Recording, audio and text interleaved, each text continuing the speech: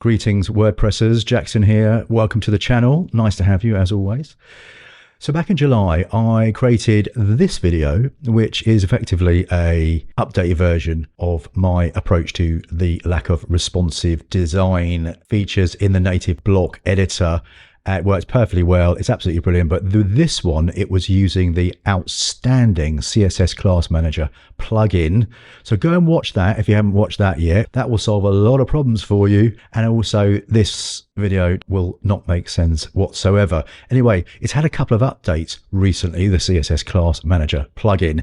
And I thought I'd just whiz through those on this video just to bring you up to speed. All the code I am showing today is of course always available in the freebies section of my website, don't you know? So anyway, let's get up to speed with what's been happening with the CSS Class Manager plugin.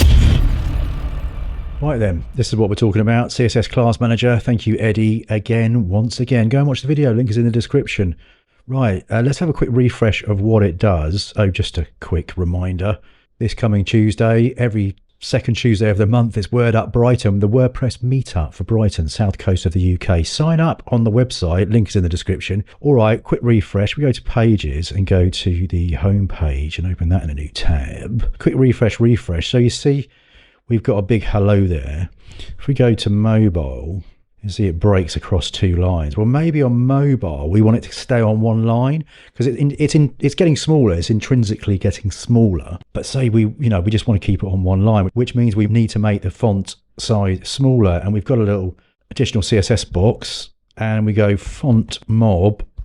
35, 38, 38, and there we go. It's on one line. So it's like our responsive setting, and maybe the group. Let's get to the CSS on that, and we'll go like pad mob 0. You get me? That kind of thing. Really useful, really useful. Go and watch the vid. Link is in the description. Enough gushing. Right, let's talk about the new features. First one is a rather groovy way of adding inline classes to your text. Let me show you what I mean. If we highlight a bit of text, you may not have even noticed this little drop down here. You can do lots of stuff on there. You can highlight it, add footnotes and all that sort of stuff. But look, we've got a new one, add CSS classes. So if we say add CSS class, well, there's our drop down of all our classes. Let's say we want to highlight, and we say we create that. Of course it does nothing. We'll save that. If we go to our front end and refresh that, and let's get our inspector open and have a little look for highlight. It's got this span, and there's our highlight class as well as the parent class for the actual plugin. So let's create a new rule for that, and we'll go background red, color white, padding 3px. See what I mean?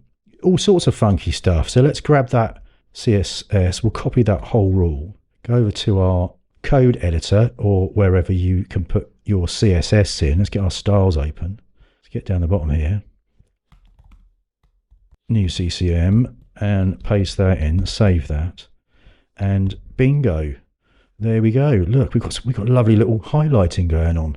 Very cool. Let's show you another one up here. For example, let's put another class on here called outline. Let's create that, save that, back to our front end, refresh. Let's have a look for our outline. Ooh. Outline. There's our span there. So on that, we want to use the funky little WebKit text stroke.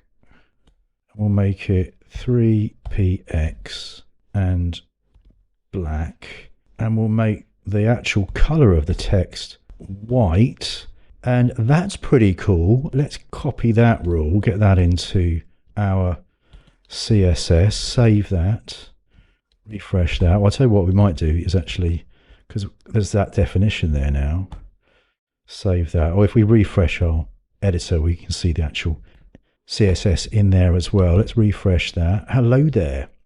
Very cool. Now, what you do have to watch here, if I'm honest, is you've got to be careful with your fonts on text stroke, because if we go text transform and we make it lowercase, you see you get these weird weird stuff going on, but there are fonts that work perfectly with lowercase as well. So just be aware of that, ladies and gentlemen. Okay, the third one, just as an example of the inline styles, is, let's get back to our back end. If we make this one a link, and we'll just link it to the About page, save that. Now what we do need to do is just very quickly, let's get our inspector open. You see, because we now got that A, so we need that and the A below it, and we'll make color white better. Copy that in there. Perfect. So that's ready for the next bit of stuff. So on that same one, we can actually add another class on there, and we're going to call that wobble.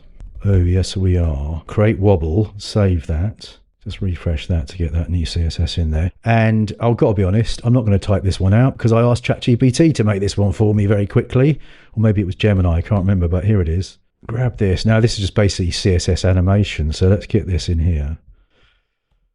And it's just saying when on hover, give a little wobble. Let's see how that goes. Did we save that? We did save that. Let's get back to our front end.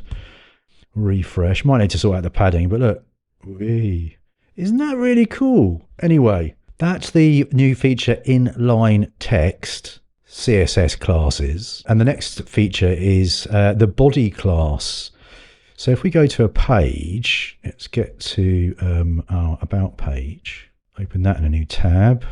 If we're looking at the page tab, so we've got blocks and tabs, you see we've got this new body class option here, and we can do the same thing. We can add one of our existing classes, because remember, I've already got a load created. Go and watch the other vid, keep telling you. But let's call it, you know, dark mode, and save that. And let's go to our, well, we can go straight from there, can't we? Let's go to our About page, and we go to dark mode.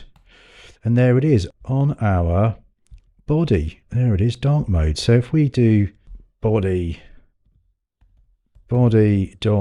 mode, and we make sort of background black and color white, we kind of got a way of controlling stuff on the page with our body class. There's no actual way of doing that on the full site editor. You'd have to do that with PHP functionality, which is fairly straightforward, but you know, just great little option. Nice little body class on there. Let's just get that into our CSS under our wobble there. You know, stuff like the buttons. Let's inspect that. Get that up. It's the A that we want. We want that to be background white and color black. And not forgetting to grab our dark mode. Stick that in front of there so it only affects the button on the dark mode. Let's copy that, get that into our CSS, refresh that. That's all looking good. Okay, last one for the updates from my fave ever plugin. So let's just take off our dark mode for a second, and if we go to the editor, appearance editor, and we'll go to our pages again actually. Let's get the About page open. Now, you know, if you've been following along this channel for any length of time, you know that on our styles functionality, we can add additional CSS. There's nothing in there. Now, I don't tend to use this because why? Because we've got this to add CSS. But if you add it here, it's like it used to be in the customizer. It just kind of adds it to your theme options in the database and pulls it through kind of automatically. And also, if you add it here and then you save it using create block theme, I know it's coming up, that tutorial, then it puts it in your theme.json. So what it is for the last update for the CSS Class Manager, if we create a class called, you know, red, and we say color red, if we save that, we'll go back to our blocks, we're going to highlight our hello again. Now look what we've got here. So we can add our, you know, our different, you know, ones that we've already added. But because we've added it in our CSS, the plugin now, I'll actually just give it a refresh first. Back to our block, we start typing in red, you see it's picked it up from that CSS. So if you've got classes and rules in your custom CSS or in the theme.json file, which by the way is almost impossible to write that sort of stuff, like freehand, then it will pick it up. So look, bang, color red, all very groovy stuff. So what I would suggest, if you want to kind of package stuff up within the theme, if you put the CSS in the theme instead of having it as a separate file, like I've kind of got it here, or adding it manually to the style.css here, is that type it all out or use a code editor in a snippet plugin or something, and then head over to styles, and then just paste it all in, and then you'll have it always and forever. Anyway, love those updates, love this plugin, can't get enough of it. It's changed my world, it's awesome. Oh yes, very nice indeed. Yeah, all the code is available on the website, link is in the description. And if you want a bit more block theming action, that's your next video. But until next time, I shall see you later.